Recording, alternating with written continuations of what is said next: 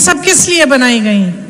ये सब जो सबसे कमजोर व्यक्ति था उसके बारे में सोचकर बनाई गई। यही कांग्रेस है। कांग्रेस का एक बहुत पुराना नारा है, करो या मरो। इस नारे में कायरता की कोई जगह नहीं है, स्वार्थ की कोई जगह नहीं है। अपनी निजी महत्वाकांक्षा से बड़ी देश के लिए महत्वाकांक्षा है। इस नारे में धैर्य है, त्याग है, तपस्या की भावना है।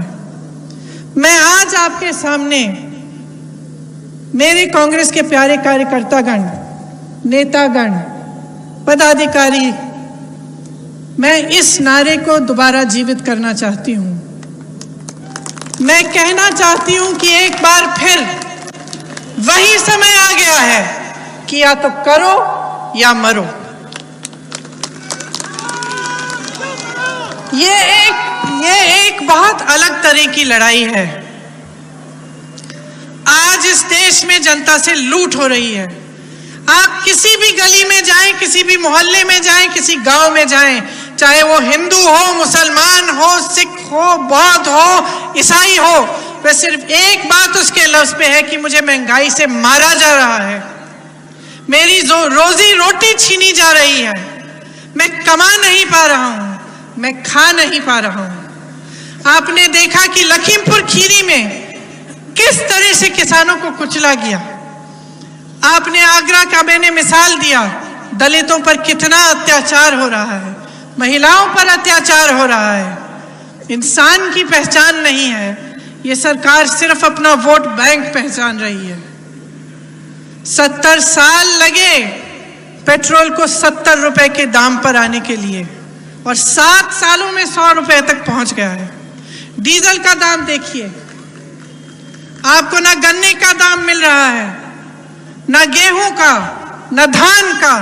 बिजली की बड़ी बड़ी बिलें आ रही हैं, खाद नहीं मिलती, बीज नहीं मिलते, गैस सिलेंडर आपको पकड़ा दिए गए। आज क्या आप गैस सिलेंडर खरीद सकते हैं? उसको दोबारा से भरवा सकते हैं? छोटे छोटे जितने भी व्यापारी हैं, दुकानदार हैं, जीएसटी की वजह से उनको कितना नुकसान हुआ है, कोरोना की वजह से कितना नुकसान हुआ है। ये एक बहुत बड़ी लड़ाई है। ये सिर्फ कांग्रेस पार्टी की लड़ाई नहीं है, ये देश की लड़ाई है। और मैं आपको कहना चाह रही हूं कि इस प्रदेश में ना सपा लड़ रही है और ना बसपा लड़ रही है, सिर्फ कांग्रेस ही ये लड़ाई लड़ सकती है। जब जब संकट हुआ है पिछले 2 सालों में, तो आप सब सड़क पे निकले हैं, आपने मुद्दे उठाए हैं, आपने आंदोलन किया है।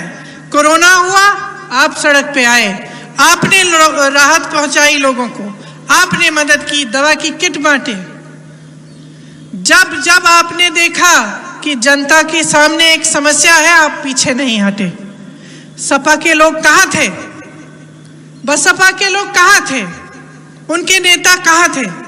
क्या उन्नाव के लिए लड़े? क्या हाथरस के लिए लड़े? क्या लखीमपुर खीरी पहुंचे? लेकिन आप सब पहुंचे, आपने आवाज उठाई। और इसी तरह से अगर आप लड़ते रहेंगे तो निश्चित है कि हम जीतेंगे।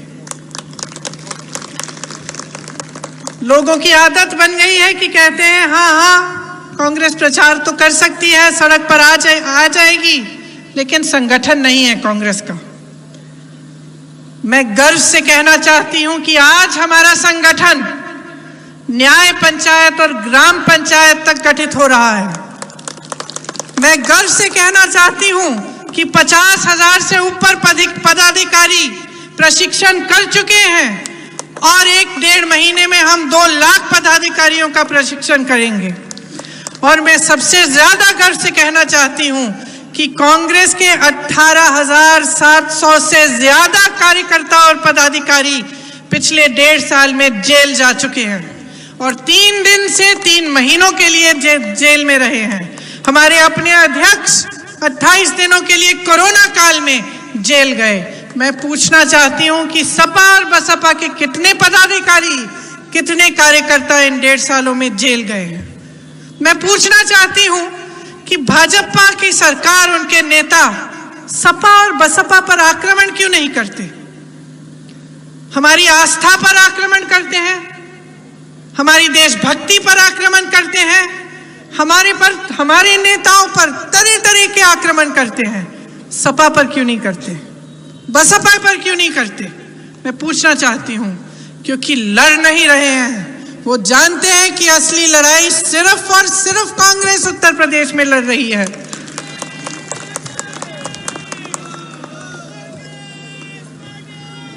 जब मैं आपके बीच आई तो कई लोगों ने कहा कि कुछ भी करिए, इस बार गठबंधन मत करिए।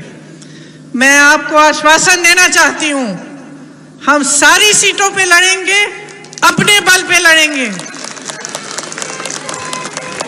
अगर 40% टिकट महिलाओं को मिलेंगे तो उससे भी ज्यादा टिकट हमारे संगठन के लोगों को मिलेंगे। हम आपको खड़ा करेंगे, हम आपको आगे बढ़ाएंगे। हम यहां पर कांग्रेस को मजबूत करने आए हैं, क्योंकि कांग्रेस ही इस देश के लिए खड़ी है आज, क्योंकि कांग्रेस ही इस देश की सच्चाई सामने ला सकती है। कांग्रेस ही लड़ रही है। तो सबसे पहला हमारा लक्ष्य यह है कि हम अपनी पार्टी को मजबूत इसलिए करेंगे क्योंकि हमको इस प्रदेश से महंगाई मिटानी है, इस प्रदेश से अराजकता मिटानी है। हमें इस प्रदेश में लोकतंत्र दोबारा स्थापित करना है, जिसके जरिए आप सबके अधिकार मजबूत बने और जन जन का अधिकार पहचाना जाए। जहां सबने हमें कहा कि कुछ नहीं हो सकता, सबने कहा, जब मैं प्रभारी बनी तो मेरे ख्याल से कोई भी ऐसा राष्ट्रीय नेता नहीं होगा जिसने मुझे कहा कि दीदी आप यहां से निकल जाओ। सब आए मेरे पास। उत्तर प्रदेश के भी कुछ लोग हमारे साथ जो काम करते हैं उन्होंने भी कहा, लेकिन हमने यहां से एक शुरुआत की है। मुझसे बहुत ज्यादा भागीदारी आप सबकी है, जो यहाँ पे उपस्थित पदाधिकारी हैं, जो मंच पर नेतागण हैं, जिन्होंने, जैसे मैंने कहा, हमारा झंडा 20 सालों से उठाकर रखा। उस समय उठाकर रखा जब हम सबसे दुर्बल थे।